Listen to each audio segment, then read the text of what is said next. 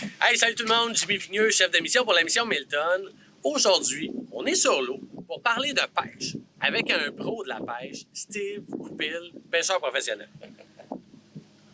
Donc, on va vous parler de remise à l'eau pour la protection de nos cours d'eau, la protection des populations de poissons qui s'y trouvent.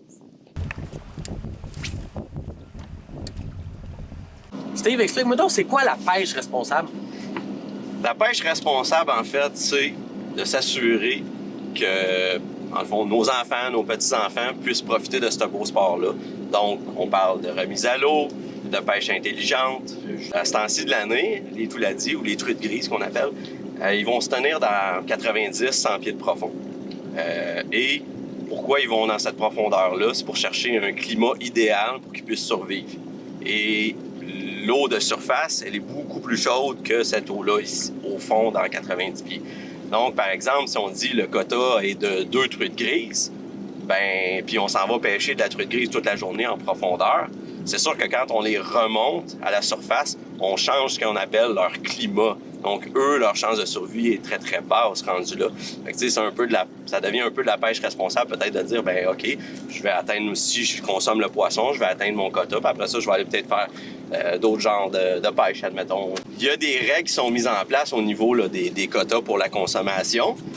On peut s'amuser à pêcher les poissons même si on fait de la remise à l'eau, mais il faut réfléchir un peu lequel poisson on devrait cibler à quel temps de l'année. Je donne un autre exemple tout à l'heure quand on parlait. On parle le masquinongé dans le fleuve Saint-Laurent, admettons. Mais si c'est des journées de canicule très, très chaudes, c'est un poisson qui est fragile. C'est quelque chose que c'est peut-être mieux de ne pas le pêcher lors de ces journées-là. Il va donner un combat, on va dire quasiment un combat de sa vie pour survivre. Puis après ça, on parle de la canicule, l'eau est chaude, la remise à l'eau va être difficile. Fait que ça serait aujourd'hui, comme on est en une journée de canicule, ça serait pas l'espèce que je choisirais de pêcher, admettons. On a l'impression que c'est toujours la pêche aux plus gros poissons que les pêcheurs sont là pour ça. C'est quoi l'importance des gros poissons? Puis lesquels on devrait garder, lesquels on doit remettre à l'eau? Ah, c'est une super bonne question. En fait, oui, c'est le fun de capturer des gros poissons. Tant au niveau de la femelle que du mâle, s'ils sont rendus gros comme ça, c'est souvent ce qu'on appelle des géniteurs. Donc, on veut les remettre à l'eau. Parce que les reproducteurs ont leur rôle. C'est grâce à eux s'il y a de plus en plus de poissons. Fait que si on les retire tous de l'eau, à un moment donné, on va avoir des problèmes de population. Absolument, absolument.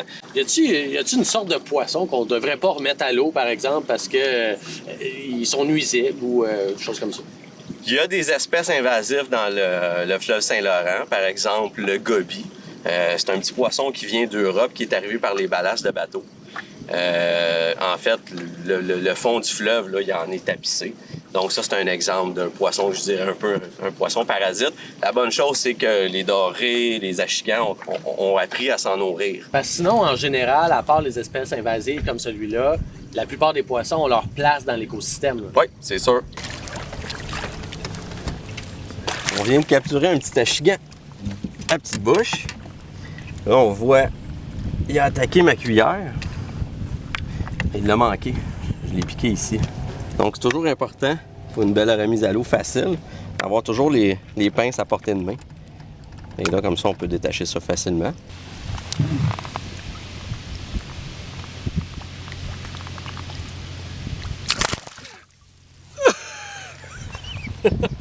Donc, Steve, de faire une bonne remise à l'eau, de faire de la pêche responsable, ça permet d'avoir un plus grand taux de survie des poissons qu'on relâche.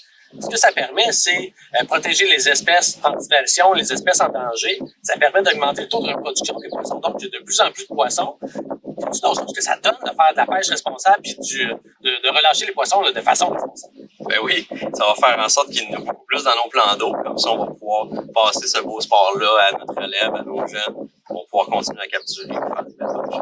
Donc, d'avoir des pêcheurs qui font ça comme il faut, ça fait juste augmenter leur plaisir. Exactement. Excellent. Aux membres du Club Rapide Marine, je vous invite à pratiquer la pêche responsable pour qu'on puisse continuer pendant des années à capturer des beaux poissons pour qu'on puisse transférer ce beau sport-là à notre relève.